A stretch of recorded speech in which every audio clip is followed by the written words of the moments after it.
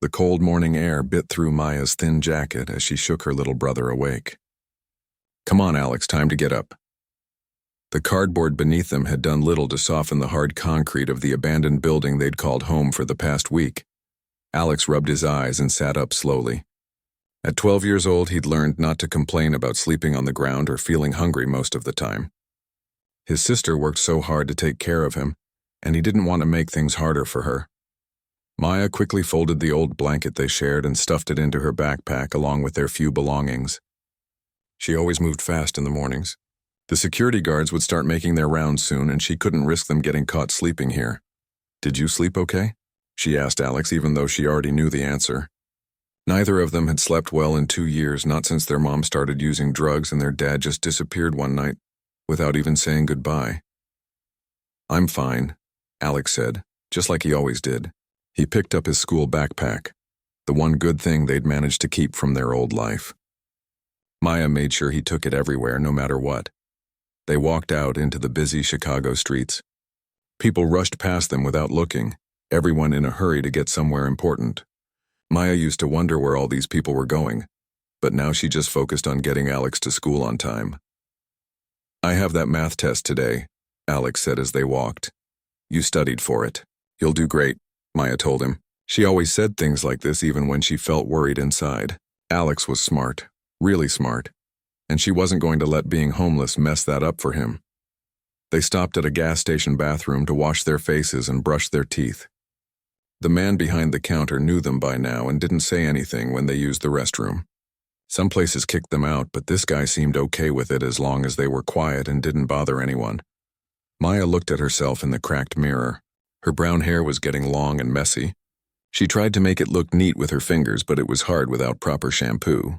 Her clothes were clean, though.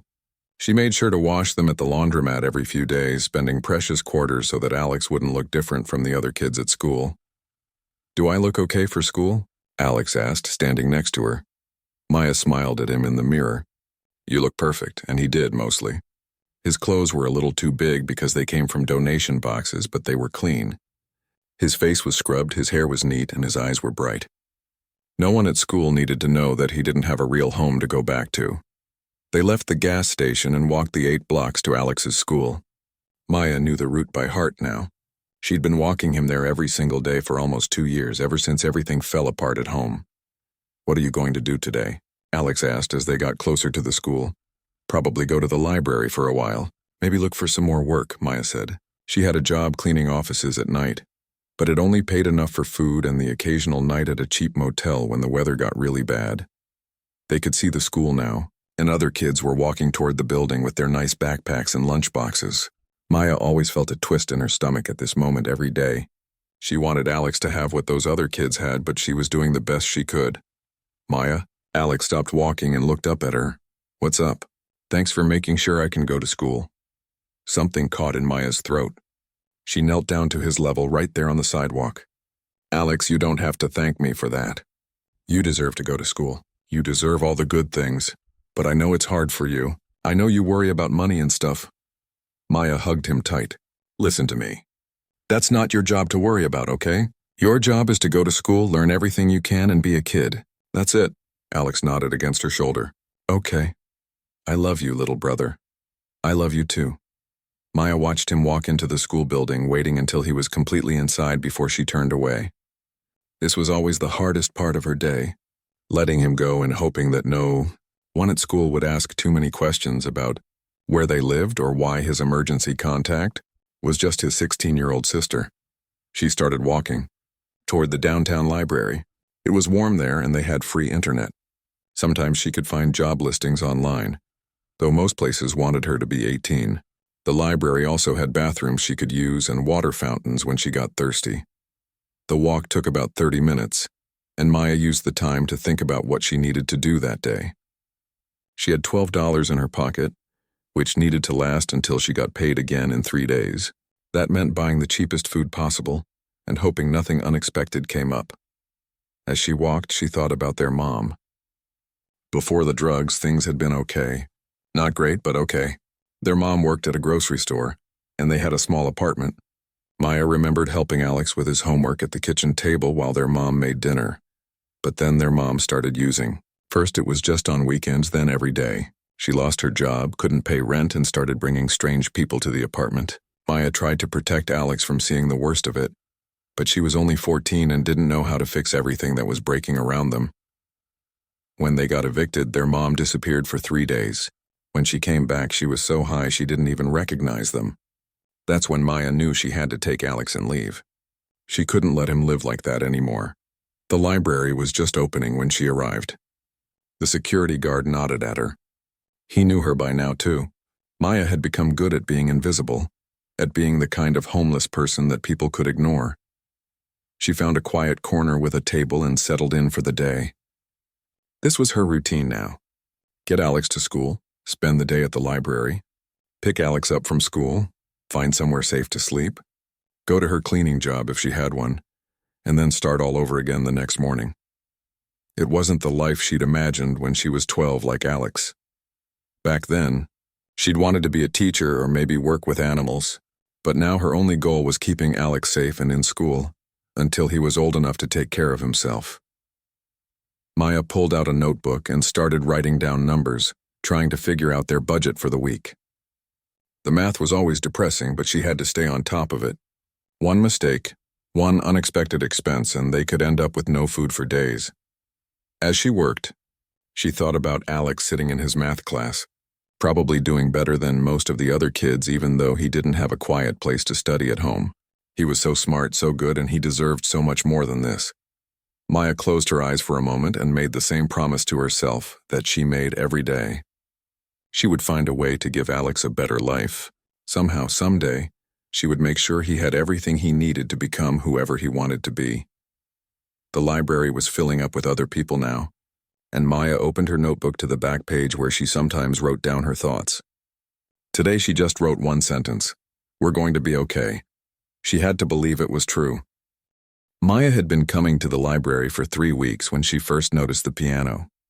It was tucked away in the children's section, behind the picture books and puppet show area. The instrument looked old and a little beat up, with scratches on the wooden bench and keys that had turned slightly yellow with age. She was walking past it to get to the bathroom when something made her stop. Her fingers tingled as she looked at the black and white keys, and suddenly she was 8 years old again, sitting next to her grandmother on a similar bench. "Remember, Mija," her grandmother's voice echoed in her memory. "The music is already inside you. The piano just helps you let it out." Maya shook her head and kept walking. That was a long time ago, back when her family was still whole and she was just a little girl who took piano lessons every Saturday afternoon. Those days felt like they'd happened to someone else. But the next day she found herself walking past the piano again. And the day after that. Each time she slowed down a little more, her eyes lingering on the keys. It was a rainy Thursday morning when she finally couldn't resist anymore. The children's section was empty except for a mom reading to her toddler in the far corner. Maya looked around to make sure no one was watching, then sat down on the bench. The keys felt cold under her fingers. She pressed middle C very softly, almost afraid to make a sound. The note rang out clear and sweet, and suddenly 8 years of trying to forget came flooding back. Her grandmother had been the only one in the family who understood music. She'd saved up for months to buy an old upright piano and convinced Maya's mom to let her give lessons. "Music will always be with you," she used to say. "No matter what happens in life, no one can take away what you can create with your hands." Maya pressed another key, then another. Slowly, carefully, she began to play a simple melody she remembered from those long-ago lessons. Her fingers were stiff at first, but as the music flowed, they began to remember what they used to know. "That's beautiful." Maya's hands jerked away from the keys. She turned around to see an older woman with kind eyes and gray hair pulled back in a bun. The woman's name tag said, "Mrs. Chen, children's librarian." "I'm sorry," Maya said quickly, starting to stand up. "I wasn't supposed to touch it, was I?" "Wait," Mrs. Chen said gently. "Please don't stop. How long have you been playing?" I used to take lessons when I was little, but I haven't played in years." Maya felt her cheeks get hot. She probably looked like some kid who was just messing around with the piano. "You have a gift," Mrs. Chen said. "Would you play something else?" Maya hesitated. She wasn't used to adults being interested in anything she did, especially not in a good way. But there was something warm in Mrs. Chen's voice that made her want to trust her. She turned back to the piano and let her fingers find a melody that had been stuck in her head for weeks. It wasn't a song she'd learned in lessons, but something that had come to her during the long nights when she couldn't sleep. It sounded like sadness and hope mixed together, like everything she felt but couldn't put into words. When she finished, Mrs. Chen was quiet for a moment. "Did you write that yourself?" Maya nodded, surprised. She hadn't realized that's what she'd been doing when she made up the melody in her head. That was incredible. "You're composing your own music." "It's not that good," Maya said quickly. She wasn't used to compliments. "It's better than good," Mrs. Chen said firmly. "How often do you come to the library?" "Every day," Maya admitted. "I wait for my brother to get out of school." Mrs. Chen studied her for a moment, and Maya wondered if she could tell that they didn't have a real home to wait in. Adults usually figured it out eventually. "Would you like to play the piano while you wait?" Mrs. Chen asked. The children's section is usually pretty quiet during school hours. Maya couldn't believe what she was hearing. "Really, you wouldn't mind? I think this old piano has been waiting for someone like you to come along and make it sing again." From that day on, Maya's routine changed. After walking Alex to school, she'd go to the library and spend hours at the piano. At first, she played the songs she remembered from her childhood lessons. But soon she was creating new melodies, pieces that told the story of everything she and Alex had been through. Mrs. Chen would bring her cups of hot tea and sometimes a sandwich, always claiming she'd brought too much lunch from home. Maya knew Mrs. Chen was just being kind, but she was grateful for the food and the warmth. "Music is healing," Mrs. Chen told her one afternoon, "for the person playing it and for everyone listening." Maya was starting to understand what she meant. When she played, everything else faded away.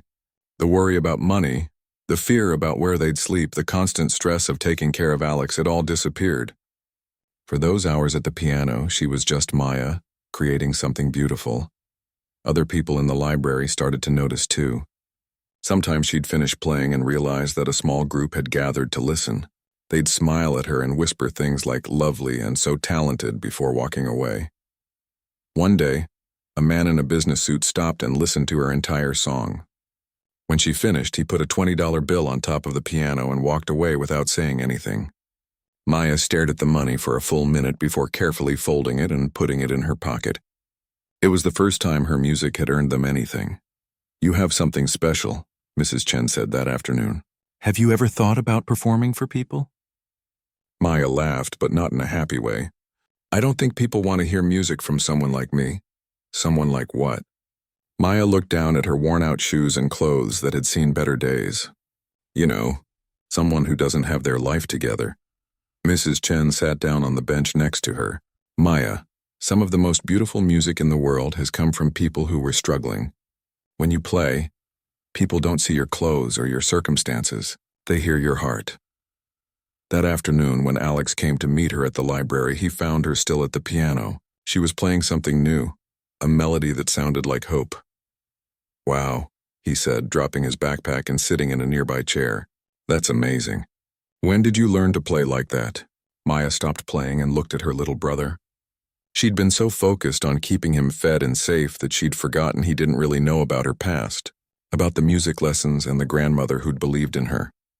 "I used to play when I was your age," she said. "Before everything changed." Alex's eyes got wide. "You're really good. Like, really, really good. You think so?" "Maya, you're incredible. I had no idea you could do that." Something warm spread through Maya's chest. Alex had heard her play for weeks now, but this was the first time he'd really listened. The first time he'd understood that his big sister could create something amazing. "Play something else," Alex said eagerly. So Maya played the song she'd been working on all week, the one that sounded like everything she wanted to say to Alex but couldn't find the words for. It was about being scared but staying strong, about loving someone so much you'd do anything to protect them, about believing that things could get better even when everything looked hopeless. When she finished, Alex had tears in his eyes. "That was the most beautiful thing I've ever heard," he whispered. Maya reached over and hugged him tight. For the first time in 2 years, she felt like maybe she was more than just a girl trying to survive on the streets. Maybe she was still the person her grandmother had seen all those years ago, someone who could make music that mattered. "Will you teach me?" Alex asked. "Of course," Maya said. "But first, let's get you some dinner." As they packed up to leave the library, Mrs. Chen approached them with a gentle smile. Same time tomorrow? She asked Maya. Same time tomorrow, Maya confirmed. Walking out into the evening air, Alex chattering excitedly about the music he'd heard, Maya felt something she hadn't felt in a long time. She felt like maybe, just maybe, they were going to be more than okay. Alex had always been good at keeping secrets. When other kids at school asked where he lived, he'd smile and change the subject. When teachers wondered why his sister picked him up instead of his parents, he'd make up stories about them being busy with work. He'd gotten so good at protecting their privacy that even Maya didn't know about his biggest secret of all. Every day after school, while Maya played piano at the library, Alex would sneak over to the electronics section. The library had computers that anyone could use, and Alex had learned how to be quiet and invisible while he researched something that had become an obsession. He'd discovered America's Heart by accident 3 months ago. Another kid at school had been talking about it during lunch, saying his older sister had tried out for the singing competition show. Alex had never heard of it, but something about the name made him curious. That afternoon, he'd looked it up on one of the library computers. The show's website was full of videos of people performing for judges, and Alex watched video after video of singers, dancers, and musicians. But it was the piano players that caught his attention. There was a girl about Maya's age who played classical music and made the judges cry. An older man who'd written his own songs about growing up poor. A teenager who played with such passion that the whole audience stood up and cheered. Alex watched these videos over and over, and all he could think was that his sister was better than any of them. Way better. Maya didn't know it, but Alex had been listening to her play for weeks before that day she'd officially introduced him to the piano. He'd started coming to the library early, hiding behind the bookshelves where he could hear her music without being seen. He'd wanted to understand why his tough, practical sister would sit at that old piano every day and create the most beautiful sounds he'd ever heard. The music Maya played told stories. Alex could hear their whole life in her melodies, the scared nights and the hungry days, but also the love between them and the hope that kept them going. She put feelings into her music that Alex didn't even have words for. "Your sister is incredibly gifted," Mrs. Chen had told him one afternoon when she caught him listening from behind the children's books. "Has she ever performed for anyone besides us here at the library?" "I don't think so," Alex had said. "She doesn't think anyone would want to listen to her." Mrs. Chen had shaken her head sadly. "That's a shame. The world needs to hear what she can do." That's when the idea started growing in Alex's head. Maybe the world did need to hear Maya's music. Maybe there was a way to make that happen. He started spending his computer time researching America's Heart, instead of playing games or doing homework. He learned that anyone could audition by sending in a video. He read about contestants who'd come from difficult backgrounds and found success on the show. He watched interviews with judges talking about how they looked for people with real stories, not just talent. Maya had both. She had more talent than anyone Alex had ever seen, and their story was as real as it got. The problem was getting Maya to see it that way. "I found some change on the ground today," Alex announced one evening as they shared a sandwich from the deli down the street. They were sitting in their current favorite spot, a small park where the security guards didn't bother them as long as they kept quiet. "That's great," Maya said, but Alex could tell she was tired. She'd worked extra hours at her cleaning job the night before. "I want to save it," Alex said, "for something special." "What kind of something special?" Alex had been thinking about this conversation for days. "I want to get you something nice, for taking care of me." Maya stopped eating and looked at him. "Alex, you don't need to do that. I want to. You do everything for me and I never get to do anything for you." "Taking care of you isn't a job I need to be paid for," Maya said gently. "You're my brother. I love you. I know. But still." Alex pulled out a small handful of coins from his pocket. "I found 63 cents today. And yesterday I found a dollar bill by the bus stop." Maya's eyes got soft the way they always did when Alex surprised her with how much he noticed and cared about things. "What would you want to buy me?" she asked. Alex had been planning this part too. "Maybe something for your music. Like sheet music or, I don't know, something to help you play better."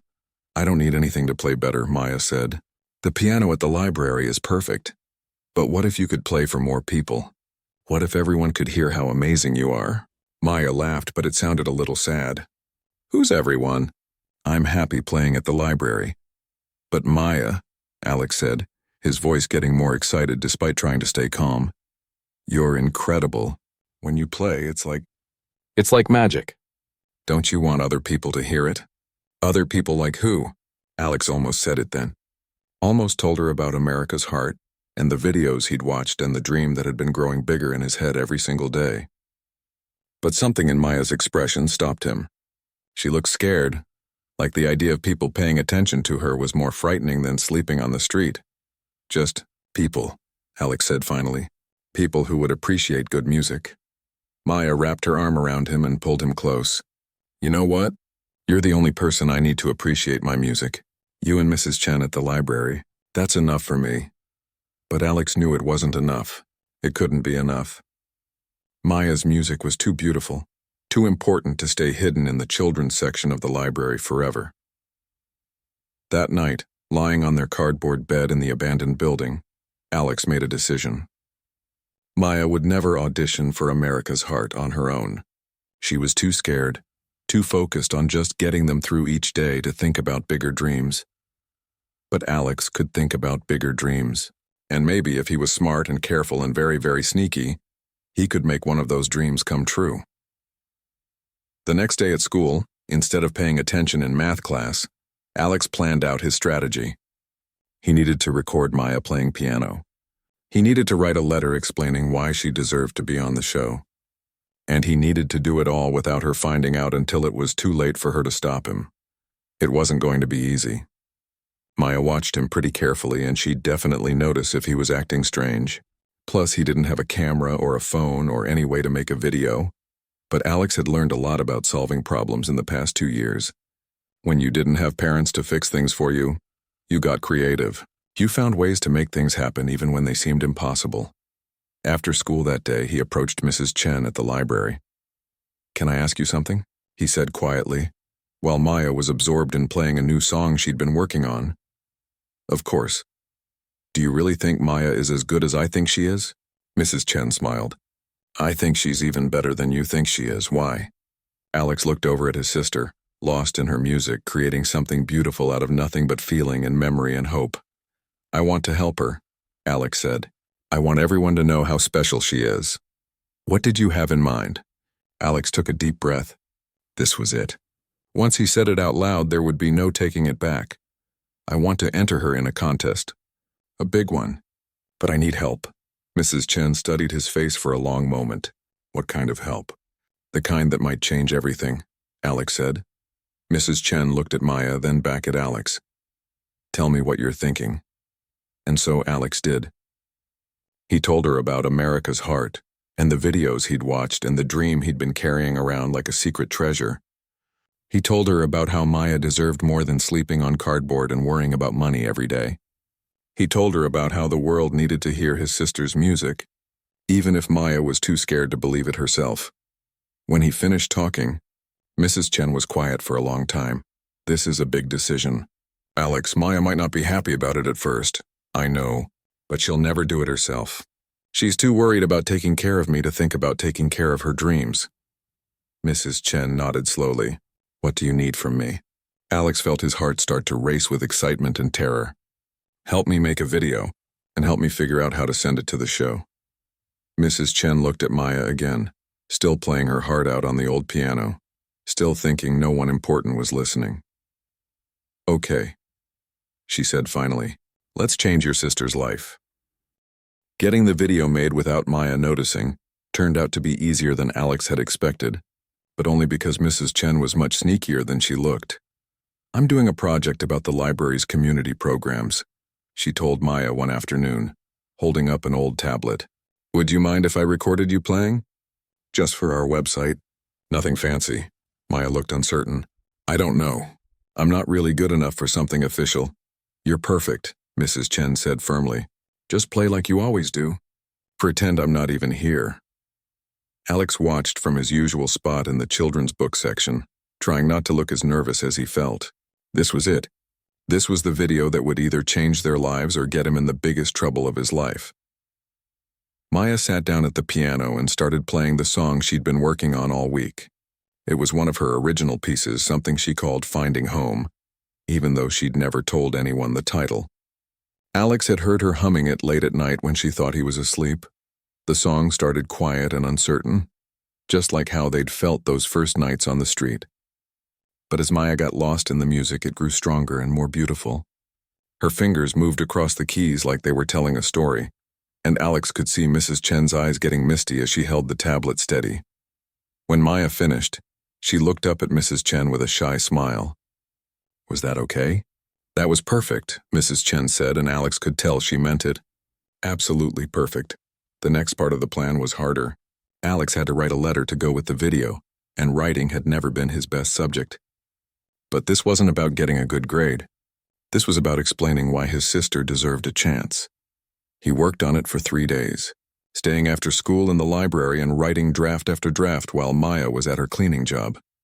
"Dear America's Heart," he wrote, "My name is Alex Rodriguez and I am 12 years old. I want to tell you about my sister Maya. She is 16 and she is the most amazing person I know." Alex stopped writing and chewed on his pencil. How could he explain their whole life in just a few paragraphs? How could he make the show's judges understand what Maya meant to him without making them feel sorry for them? He started over. "My sister Maya takes care of me. We don't have parents right now, and we don't have a regular house, but Maya makes sure I go to school every day and have food to eat. She works really hard and never complains even when things are difficult." That was better. It was true without being too sad. Maya plays piano at our library every day. She writes her own songs and they are beautiful. When she plays, it makes everyone who hears her stop and listen. She doesn't know how talented she is because she's too busy taking care of me to think about herself. Alex paused again. This was the hard part. The part where he had to ask for something. "I think Maya deserves a chance to show the world what she can do. She would never audition for your show herself because she doesn't think she's good enough. But she's wrong. She's better than good enough. She's amazing." He read over what he'd written so far. It sounded okay, but it didn't capture everything he wanted to say. How could he explain the way Maya's music made him feel safe even when they were sleeping in scary places? How could he describe the way she put her whole heart into every song? When Maya plays piano, she tells our whole story without using any words. She plays about being scared but staying strong, about loving someone so much you do anything for them, about believing things can get better even when everything looks hopeless. I think that's what great music is supposed to do. Alex smiled as he wrote that part. Maybe he was better at writing than he thought. "Please give my sister a chance. I know she would make you proud, and I know America would love her music as much as I do. Thank you for reading this." He signed it. Alex Rodriguez, Maya's biggest fan. Mrs. Chen helped him type up the final version and attach it to the video file. Then came the scariest part of all, hitting send. "Are you sure about this?" Mrs. Chen asked, her finger hovering over the submit button. Alex looked across the library at Maya, who was helping a little kid find a picture book. She was so good with children, so patient and kind. She deserved every good thing in the world. "I'm sure," Alex said. Mrs. Chen clicked submit, and just like that, Maya's fate was out of their hands. The waiting was the worst part. Alex had looked up how long it took the show to respond to audition videos, and they said it could be anywhere from 2 weeks to 2 months. 2 months felt like forever. Alex tried to act normal, but it was hard. Every time Maya played piano, he wondered if the judges had seen her video yet. Every time they talked about the future, he wondered if that future was about to change completely. Maya noticed something was different. "Are you okay?" she asked him one evening as they walked to the community center for free dinner. "You've been quiet lately." "I'm fine," Alex said, which was technically true. He was fine. He was just carrying around the biggest secret of his life and hoping he'd done the right thing. "Are you having problems at school? Is someone being mean to you?" "No, nothing like that. School's good." Maya stopped walking and put her hands on his shoulders. "Alex, you can tell me anything. You know that, right?" Alex nodded. "I know. I'm really okay. Just thinking about stuff." "What kind of stuff?" Alex almost told her everything right then. The words were right there, ready to spill out. But what if the show said no? What if they watched her video and didn't think she was special? It would break Maya's heart, and it would be all his fault. Just wondering what it would be like to live in a real house again someday. Alex said instead. Maya's face softened. "We will, I promise. I'm working on it. I know you are. You work on everything. 3 weeks went by with no word from the show. Alex started to worry that they'd never respond, that Maya's video had gotten lost in thousands of other submissions from people who thought they were talented enough for television. Then, on a Thursday morning while Maya was at the library piano and Alex was supposed to be reading for school, Mrs. Chen's computer made a little ding sound that meant she had new email. Mrs. Chen looked at the screen, and her eyes got very wide. "Alex," she whispered. "Come here." Alex rushed over to her desk, his heart pounding. "Is it them?" he asked. Mrs. Chen nodded. "It's them." The email was short and official-looking. Alex read it twice to make sure he understood what it was saying. "Dear Maya Rodriguez," it read. "Thank you for your audition submission to America's Heart. We were impressed by your video and would like to invite you to audition in person for our panel of judges. Please call the number below to schedule your audition appointment." Alex stared at the screen. They'd said yes. They actually wanted to meet Maya. "Oh no," Alex said suddenly. "What?" Mrs. Chen asked. "Now I have to tell her." Mrs. Chen laughed. "Yes, you do. And she's probably going to be mad at you at first." "Really mad?" "Maybe. But then she's going to be grateful. And then she's going to be scared. And then hopefully she's going to be excited."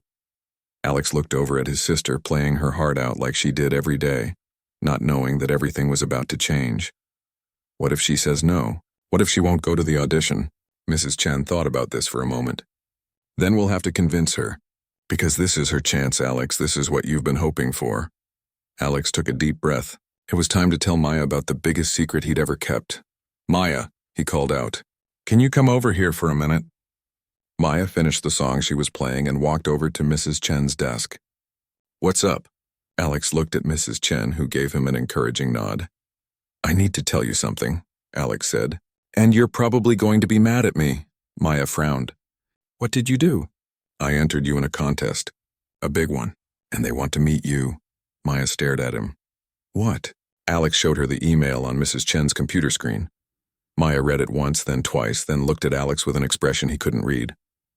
"You did this without asking me?" "I knew you'd say no." "Of course I would say no.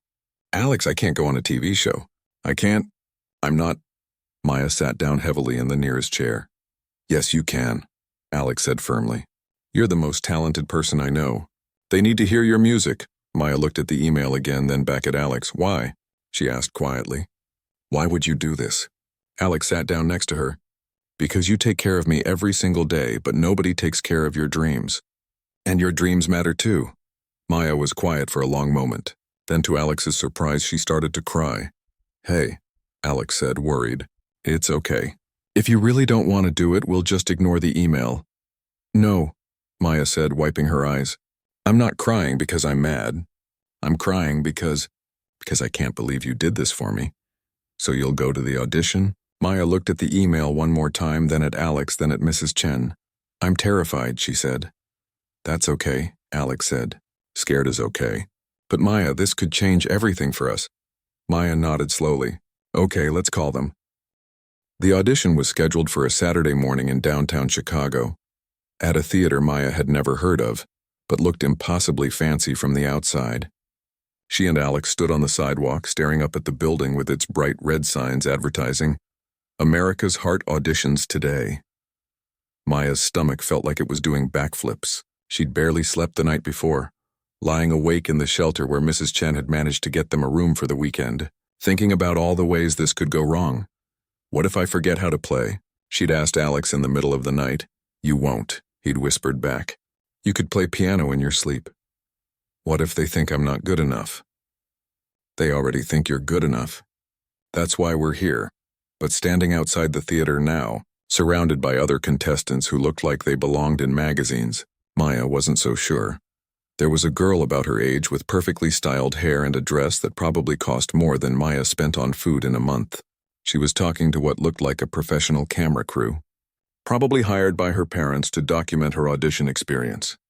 Next to her, a guy who couldn't be older than 20 was warming up his voice with scales, while his mom held his water bottle and a folder full of sheet music. He had the kind of confidence that came from years of voice lessons and performance experience. Everywhere Maya looked, she saw people who belonged here. People who had coaches and professional headshots and families who could afford to travel to auditions. Maya, Alex said quietly. You're doing that thing where you talk yourself out of stuff before you even try. Maya looked down at her little brother. She was wearing her cleanest jeans and a button-up shirt she'd found at Goodwill for $3. Alex was in his school clothes, the nicest outfit he had. What if I don't belong here? She asked him. What if you do? Before Maya could answer, a woman with a clipboard and a headset approached them. Maya Rodriguez? That's me, Maya said, her voice coming out smaller than she'd intended. Great. I'm Jennifer, one of the production assistants. Are you ready to check in? Maya nodded, not trusting herself to speak. Jennifer led them through the theater's lobby, which was even fancier inside than it had looked from the street. There were chandeliers on the ceiling and thick red carpets on the floor. Maya tried not to stare, but everything looked like it belonged in a movie. The check-in area was chaos. There were contestants everywhere, some warming up, some getting their makeup done, some talking to camera crews. Maya had never seen so many people who looked like they were meant to be on television. Okay, Maya, Jennifer said, looking at her clipboard. You're contestant number 47. That means you'll probably audition around noon. You can wait in the green room with the other contestants, or there's a quiet area upstairs if you prefer to practice alone. Can my brother stay with me? Maya asked. Of course. Family members are welcome in the waiting areas. Jennifer showed them to the green room, which wasn't actually green but was full of nervous-looking people sitting in folding chairs. Some were pacing back and forth. Others were staring at their phones, and a few were warming up their voices or instruments. Maya and Alex found 2 empty chairs in the corner and sat down. Maya immediately felt out of place again. Everyone else seemed to know what they were doing, like they'd been to a million auditions before. Excuse me, said the girl with the perfect hair, walking over to them. I love your shirt. Is it vintage? Maya looked down at her Goodwill button-up, confused. I guess.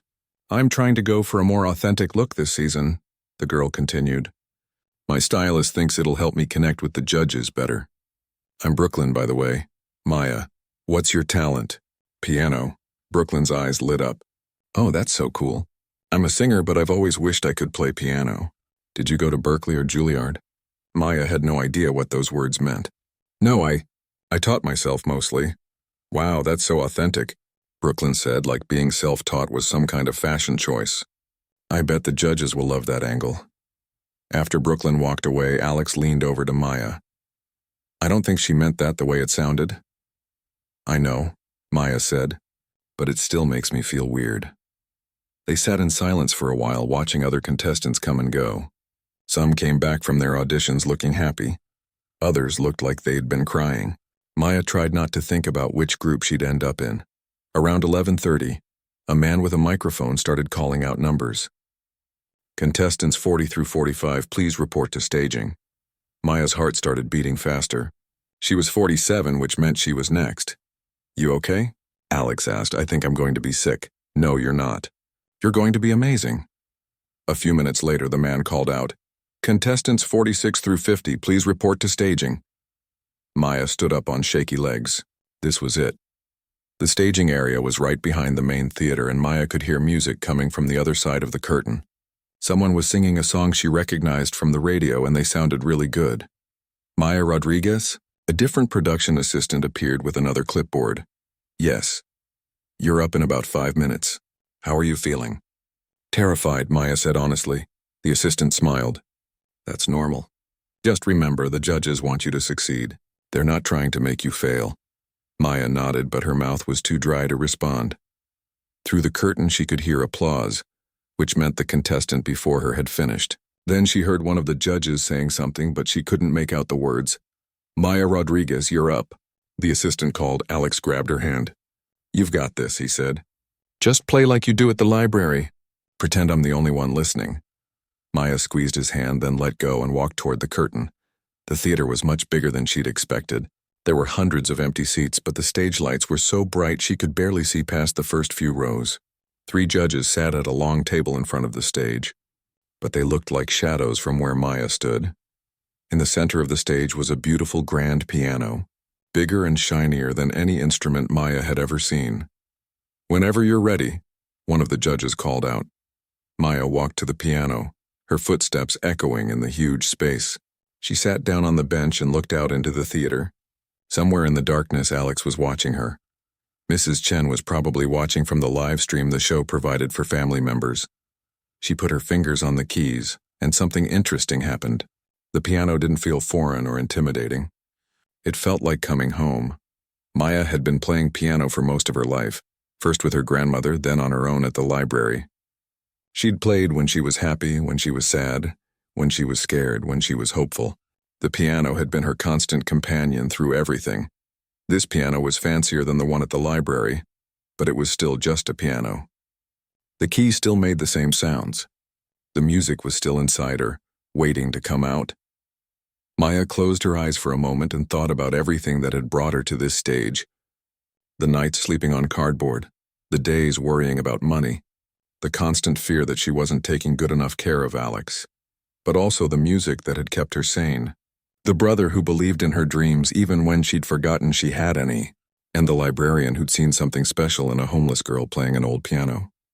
When Maya opened her eyes and started to play, she wasn't a scared 16-year-old girl anymore. She was a musician, telling her story the only way she knew how. The song she chose was Finding Home, the piece she'd been working on for months. It started quiet and uncertain, just like she felt right now, but as the melody grew, so did Maya's confidence. She forgot about the judges and the bright lights and the cameras she could see in her peripheral vision. She forgot about the fancy theater and the other contestants with their professional training. She just played. And for the first time since walking into the building that morning, Maya felt like she belonged exactly where she was. Maya's fingers moved across the keys with a grace that seemed to surprise even her. The opening notes of Finding Home filled the theater with a melody that was both haunting and hopeful. Like a whispered prayer set to music, the judges, who had been shuffling papers and looking somewhat bored after hearing dozens of auditions that morning, suddenly went very still.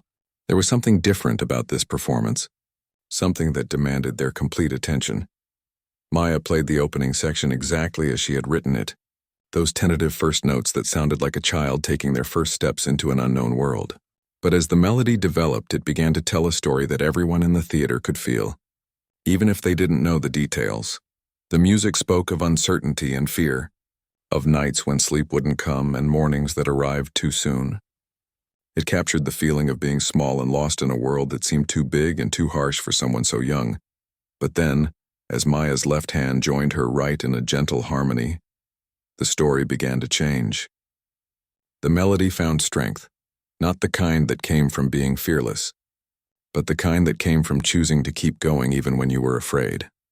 Maya thought about Alex as she played this section, about the way he'd look at her with such trust and confidence. Like he knew she could handle anything as long as they were together. She thought about all the mornings she'd walked him to school, determined to give him as normal a life as possible despite their circumstances. The music grew more complex now, with her left hand playing a steady, protective rhythm while her right hand soared above it with a melody that sounded like hope. It was the musical equivalent of wrapping someone you love in your arms and promising them that everything would be okay, even when you weren't sure if it was true. In the theater, Alex sat in the front row where the production assistants had placed him, tears streaming down his face. He'd heard this song dozens of times, but never like this. Never with such power and emotion. Never in front of people who could really understand what his sister was trying to say. The judges were completely absorbed now. The first judge, a woman in her 50s who had been a professional musician for decades, found herself leaning forward in her chair. She'd heard thousands of auditions over the years, but there was something raw and honest about this performance that cut straight to her heart. The second judge, a man who had built his career on recognizing talent, was already reaching for his notebook. He'd learned to spot the difference between technical skill and true artistry, and what he was hearing now was definitely the latter. The third judge, younger than the others and known for being the harshest critic on the panel, had stopped taking notes entirely. She was just listening, letting the music wash over her like a story being told by someone who had lived it. Maya reached the bridge of her song, the part she thought of as the turning point. The melody became more urgent here, more determined. It spoke of making difficult choices and finding strength you didn't know you had. It was the sound of a 16-year-old girl deciding that love was more important than fear, that protecting her little brother mattered more than protecting herself. As she played this section, Maya found herself looking out into the darkened theater, searching for Alex's face. When she spotted him in the front row, his eyes shining with pride and tears, she felt her heart expand with so much love that she thought it might burst. This was why she did everything she did. This was why she worked cleaning jobs until her hands were raw, why she slept on cardboard without complaining, why she walked him to school every morning no matter how tired she was, because Alex believed in her, and that belief had given her the courage to believe in herself. The song moved into its final section now, and Maya let all of her hopes and dreams flow through her fingers. The melody climbed higher and higher, becoming more beautiful and more complex with each measure. It spoke of possibility and promise, of the idea that maybe, just maybe, things could get better. But it wasn't a false hope or a naive optimism. It was the kind of hope that came from surviving the worst and still finding reasons to keep going. It was the hope that lived in Alex's smile when she picked him up from school, in Mrs. Chen's kindness at the library, in the stranger who had left $20 on the piano after listening to her play. The music filled every corner of the theater now, reaching the highest balcony in the furthest back row. It was the sound of a girl who had lost almost everything, but had never lost her ability to create something beautiful from her pain. Maya thought about her grandmother as she approached the final measures, remembering the old woman's words about music being something that no one could ever take away from you. Her grandmother had been right. No matter what happened to Maya and Alex, no matter where they slept or what they ate or how scared they got, Maya would always have this ability to transform her feelings into something that could touch other people's hearts. The song built to its climax, a moment where all the themes came together in a harmony that was both complex and simple, both heartbreaking and uplifting. It was the musical representation of finding home not in a place, but in the love between two people who had chosen to take care of each other. And then, as the final notes rang out, Maya let the sound fade naturally, not rushing to fill the silence but letting the music speak for itself. The theater was completely quiet for what felt like forever, but was probably only a few seconds. Maya sat at the piano, her hand still resting on the keys, suddenly aware again of where she was and what she had just done. She looked out at the judges' table and saw three people who looked like they had just experienced something unexpected and powerful. The first judge had her hand over her heart and was blinking rapidly. The second judge was writing frantically in his notebook, like he was trying to capture something important before it slipped away. The third judge was simply staring at Maya with an expression of amazement. Then, from the front row, came the sound of Alex clapping. It started as just his small hands coming together, but within seconds it had spread throughout the theater. The judges joined in, then the production crew, then everyone else who had been lucky enough to witness what had just happened. Maya stood up from the piano bench, overwhelmed by the response. She had expected polite applause, maybe some nice comments from the judges. She hadn't expected this outpouring of emotion. This sense that she had shared something important with everyone in the room. The first judge spoke first, and Maya was surprised to hear that her voice was slightly shaky. "Maya," she said, "in all my years of doing this show, I have never heard anything quite like what you just played for us. That wasn't just a performance.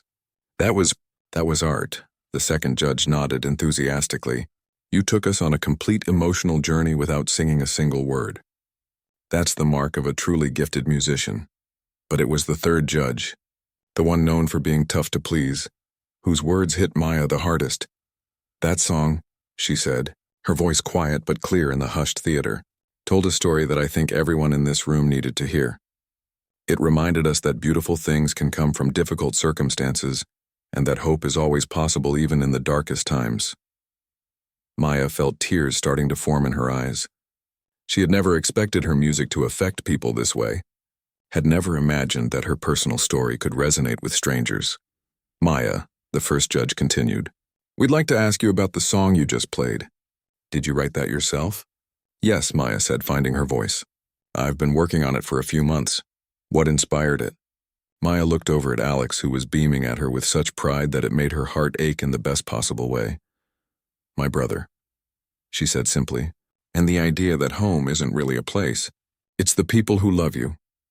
The judges exchanged looks, and Maya could see that they understood exactly what she meant. The silence that followed Maya's explanation seemed to stretch forever. She stood next to the piano, suddenly aware of how big the stage felt and how many people were watching her. The bright lights that had felt warm during her performance now seemed almost too intense. But then something happened that Maya hadn't expected at all. The first judge, the woman who had been so composed throughout dozens of auditions that morning, began to cry. Not just a single tear or a slight sniffle, but real tears that she didn't try to hide or wipe away. "I'm sorry," she said, her voice thick with emotion. I haven't been this moved by a performance in years." The second judge reached over and handed her a tissue, but Maya noticed that his own eyes were getting watery too. He cleared his throat and tried to speak, but had to stop and compose himself.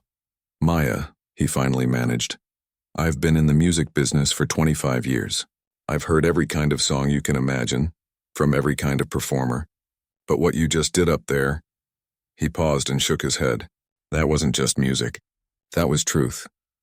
The third judge, the one Maya had heard was the toughest of the three, had been quiet this whole time, but now Maya could see that she was struggling just as much as the others to keep her emotions in check. "Can you tell us a little bit about yourself?" she asked, her voice gentler than Maya had expected. "About your story?" Maya looked out into the theater and found Alex's face in the front row. He nodded at her encouragingly, his own cheeks wet with tears of pride. "My brother and I," Maya began slowly. "We've been on our own for about 2 years now. Our mom got sick and our dad, he left. So it's just been me and Alex." She paused, not sure how much she should say. She didn't want people to feel sorry for them, but she also didn't want to lie about their situation. "We don't have a regular home right now," she continued, "but we have each other and that's been enough. Alex goes to school every day and I work to take care of us. I play piano at the library when I can just because it helps." The first judge wiped her eyes with the tissue. "How long have you been playing?" "My grandmother taught me when I was little before she passed away. Then I stopped for a while when things got difficult, but I started again about 6 months ago." "And you write your own music?" Maya nodded. "I never really thought of it as writing music. When I sit at the piano, melodies come out. They usually sound like how I'm feeling that day." The second judge leaned forward in his chair. "Maya, what you just played for us wasn't just a melody that came out. That was a fully composed, incredibly sophisticated piece of music. You have a gift that most people study for years to develop." "You really think so?" Maya asked, not quite believing what she was hearing. "I know so," he said firmly. The third judge had been quiet during this exchange, but now she spoke up again. "Maya, can I ask you something personal?" Maya nodded. "How old are you?" 16. All three judges looked at each other with expressions of amazement. 16, the third judge repeated. "And you wrote that song yourself? And you've been taking care of your brother for 2 years?" It wasn't a question, but Maya nodded anyway. The judge continued. "I have to tell you, I've met a lot of people in this business who call themselves artists, but most of them are just trying to be famous or make money. What you have is different. What you have is authentic artistry, born from real experience and real emotion." Maya felt overwhelmed by all the attention and praise. She'd come into this audition just hoping not to embarrass herself, and now these successful, professional people were telling her she had genuine talent. But it was what happened next that really broke her heart open. The first judge stood up from her chair and walked toward the stage. The other two followed her, and soon all three judges were standing right in front of the piano where Maya had just performed. "Maya," the first judge said, "we want you to know that what you shared with us today was extraordinary. But more than that, we want you to know that you and your brother are extraordinary." She paused, clearly fighting back more tears. "The courage it must take to get up every morning and take care of someone else when you're just a child yourself. The strength it must take to keep going when everything feels impossible. And then to create something as beautiful as what you just played for us." She couldn't finish the sentence. She just shook her head in wonder. The second judge stepped forward. "Maya, I want to ask you something, and I want you to be completely honest with me." "Okay. If we told you right now that you're going through to the next round of this competition, what would that mean to you?" Maya looked out at Alex, who was leaning forward in his seat like he was afraid to miss a single word. "It would mean," Maya said slowly, "that maybe Alex was right when he said people needed to hear my music. It would mean that maybe we're going to be okay, better than okay, and it would mean that my little brother, who has believed in me every single day even when I didn't believe in myself, was right all along. That's when Alex lost it completely. He'd been trying to be brave and composed, sitting in that front row seat like a little adult. But hearing Maya talk about him like that, seeing his big sister finally getting the recognition she deserved, was too much for his 12-year-old heart to handle. He put his face in his hands and sobbed, not caring who saw him or what anyone thought. These were tears of pure joy, of relief, of a dream coming true that he'd almost been afraid to hope for. The sound of Alex crying broke something loose in everyone else in the theater. The judges were crying openly now, not trying to hide it anymore. Members of the production crew who had seen hundreds of auditions were wiping their eyes. Even the camera operators looked emotional, but Maya only had eyes for Alex. She stepped off the stage and ran to where he was sitting, pulling him into the biggest hug she'd ever given him. "I can't believe you did this for me," she whispered into his hair. "I can't believe they love you as much as I do," Alex whispered back. They held each other like that for a long moment, while everyone else in the theater watched and remembered why they loved music in the first place, why they believed in the power of dreams, why they thought shows like this mattered. Finally, the first judge spoke up from the stage. "Maya, Alex, we need you both to come back up here for a moment." Maya and Alex walked back to the stage together, hand in hand like they did everything else. "Maya," the judge said, "we've been doing this show for 8 years. We've seen thousands of talented people walk onto this stage, but we have never ever seen anything like what you just gave us." She looked at the other judges, who both nodded enthusiastically. "It's not just your musical ability, though, that's remarkable. It's not just your original composition, though that song could be recorded tomorrow and become a hit. It's the combination of your talent, your story, your heart, and your courage." Maya squeezed Alex's hand tighter. "Maya Rodriguez," the second judge said, stepping forward, "you are going through to the next round of America's Heart." The theater erupted in applause, but Maya barely heard it. She was looking at Alex, whose face was shining with so much happiness and pride that it looked like he might burst. "We did it," Alex whispered. "You did it," Maya corrected him. "You believed in us when I forgot how to." As the applause continued around them, Maya realized that something fundamental had changed in those few minutes on stage. For 2 years, she'd been focused solely on survival, on just getting through each day and keeping Alex safe, but now, for the first time since their world had fallen apart, Maya allowed herself to imagine a future that was bigger than just surviving. A future where Alex could have everything he deserved, where they could have a real home, where Maya's music could be more than just a way to pass time at the library. The judges were still talking, explaining what would happen next, when the next round would be, what Maya should expect. But all Maya could think about was the look on Alex's face, the pride and love and absolute faith she saw there. Her little brother had saved them both, and he'd done it by never giving up on her dreams even when she had given up on them herself. Walking out of the theater that afternoon felt like stepping into a completely different world than the one Maya and Alex had entered that morning. The same Chicago streets stretched out in front of them. The same buildings reached toward the sky, but everything had changed.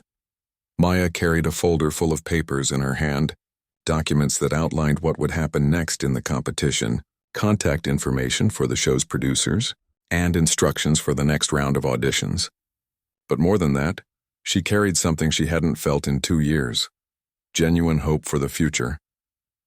"I still can't believe that actually happened," Alex said, as they walked down the busy sidewalk. His voice was hoarse from all the crying and cheering he'd done in the theater. "I can't believe you kept that secret for so long," Maya replied. "You're usually terrible at keeping secrets." Alex grinned up at her. This one was important. They found a small park a few blocks from the theater and sat down on a bench together. Maya pulled out one of the papers from her folder and read through it again, just to make sure she hadn't imagined the whole thing. "Maya Rodriguez has been selected to advance to the callback round of America's Heart," it read in official-looking type. "Callback auditions will be held in Los Angeles in 6 weeks. 6 weeks. That seemed like forever and no time at all. Are you scared?" Alex asked, noticing how quiet Maya had gotten. "Terrified," Maya admitted. "What if the callback doesn't go as well? What if I was just lucky today?" "Maya," Alex said seriously, "you weren't lucky today. You were amazing. You've been amazing this whole time. You just never let yourself believe it." Before Maya could respond, her phone buzzed with a text message. She'd given the show's producers her number, which was actually Mrs. Chen's old phone that she'd let Maya borrow for emergencies. The text was from an unknown number, but when Maya opened it, she saw that it was from the first judge, the woman who had cried during her performance. "Maya, this is Judge Linda from today's audition. I hope it's okay that I'm reaching out directly. I wanted you to know that your performance today reminded me why I got into music in the first place. I've been thinking about your situation and I'd like to help in any way I can. Would you be willing to meet with me sometime this week?" Maya showed the text to Alex, who read it with wide eyes. "She wants to help us," Alex said. "A famous person wants to help us." "I don't even know what that means," Maya said. But as she reread the message, she felt a warm feeling spreading through her chest. Someone important had been affected by her music, affected enough to want to stay involved in their story. Maya texted back, "Thank you so much for reaching out. I would love to meet with you. This is my librarian's phone, so you can reach me here or at the downtown library most afternoons." The response came back almost immediately. "Perfect. How about tomorrow at 2 p.m.? I'll come to the library. There are some people I'd like you to meet." Maya looked at Alex, who was practically bouncing with excitement. "Tomorrow," she said. "Whatever happens tomorrow, our lives are about to change." They spent the rest of the afternoon walking around the city, talking about everything that had happened and everything that might happen next. For the first time in months, Maya let herself dream out loud about possibilities she'd been afraid to even think about. "What if I actually make it far in the competition?" she asked as they shared a sandwich from a corner deli. "Then you'll be on TV and everyone will know how talented you are," Alex said confidently. "What if I don't make it past the next round? Then at least we tried. And at least people will know who Maya Rodriguez is." That evening, they returned to the shelter where Mrs. Chen had arranged for them to stay. Maya called her from the lobby to tell her about the audition. "I knew it," Mrs. Chen said when Maya finished describing the judges' reactions. "I knew from the first day I heard you play that you had something special." "Mrs. Chen," Maya said, "I don't know how to thank you for everything you've done for us." "You don't need to thank me, dear. Just promise me you'll keep believing in yourself. Even when things get scary, I promise," Maya said. And for the first time, she really meant it. That night, lying on the narrow shelter beds, Maya and Alex talked quietly in the dark. "Alex," Maya said, "I need to tell you something." "What?" "These past 2 years, I've been so focused on taking care of you that I forgot I was allowed to have dreams for myself. I forgot that it was okay to want things." Alex turned over to face her in the dim light. "What kinds of things do you want?" Maya thought about it. "I want us to have a real home, with our own rooms and a kitchen where I can cook you actual meals. I want you to be able to have friends over and not worry about explaining where we live. I want to go to school again, maybe study music properly. What else? I want to keep writing songs. I want to see if other people connect with my music the way those judges did today. And I want—" Maya paused, afraid to say the next part out loud. "What?" "I want to be someone you can be proud of, not just because I take care of you, but because I'm doing something meaningful with my life." Alex was quiet for a moment. Then he said, "Maya, I've been proud of you every single day for 2 years. But I'm extra proud today because you finally see yourself the way I've always seen you." The next afternoon, Judge Linda arrived at the library exactly at 2 p.m., accompanied by 2 other people Maya didn't recognize. Mrs. Chen had cleared out a small meeting room for them to use. "Maya, Alex," Judge Linda said warmly, "I'd like you to meet some friends of mine. This is Tom, who runs a music scholarship program, and this is Dr. Martinez, who works with a foundation that helps young people in difficult situations." For the next hour, Maya listened in amazement as these 3 adults discussed ways they wanted to help change her and Alex's lives. Tom talked about a scholarship that would pay for Maya to take formal music lessons and eventually attend college. Dr. Martinez explained how her foundation could provide temporary housing, assistance, and help Alex get into a better school district. "But I don't understand," Maya said when they finished explaining all their offers. "Why would you do all this for us?" "You barely know us," Judge Linda smiled. "Maya, what you did yesterday wasn't just a good audition. It was a reminder to all of us about why music matters, why art matters, why helping each other matters. Sometimes you meet someone who changes your perspective on life, and you were that person for us." Tom nodded in agreement. Besides, investing in talent like yours isn't charity, it's smart business. You have the potential to create music that could touch millions of people. We want to help you develop that gift properly. Maya looked at Alex, who was listening with his mouth half open, clearly overwhelmed by everything he was hearing. There's one condition, though, Dr. Martinez said with a gentle smile. You have to promise us that no matter how successful you become, you'll never forget where you came from or the people who need help the way you needed help. I could never forget, Maya said immediately. How could I? Over the following weeks, Maya's life transformed in ways she never could have imagined. Judge Linda connected her with a piano teacher who specialized in working with naturally gifted students. Tom's Foundation arranged for her to audition for a prestigious music program that would let her finish high school while studying music theory and composition. Dr. Martinez found them a small apartment in a safe neighborhood. Nothing fancy but clean and warm in theirs. Maya cried when she saw Alex's face the first time he walked into his own bedroom, the first space that had belonged to him in 2 years. But the biggest change wasn't in their living situation or Maya's music education. The biggest change was in how they saw themselves and their future. Do you ever think about Mom? Alex asked one evening as they sat at their own kitchen table, doing homework together for the first time since they were little. Maya looked up from the music theory book she'd been studying. Sometimes, do you? Yeah, I wonder if she knows what happened to us. If she knows you're going to be famous. Maya reached across the table and took his hand. I don't know if I'm going to be famous. The competition is still really scary and there are a lot of talented people. But you're not worried about it the same way anymore, Alex observed. He was right. Maya was still nervous about the upcoming callback round, but it wasn't the desperate fear she'd felt before. Now she knew that no matter what happened with the competition, they were going to be okay. More than okay. You know what I realized? Maya said, what? I spent so long thinking that taking care of you was keeping me from having dreams. But actually, taking care of you taught me everything I needed to know about love and sacrifice and what really matters. That's what made my music real. Alex squeezed her hand. So we helped each other. Yeah, Maya said. We did. The morning of their flight to Los Angeles for the callback round, Maya and Alex stood in the airport, looking up at the departure board with their names on actual boarding passes. I can't believe we're flying on an airplane, Alex said for the 10th time that morning.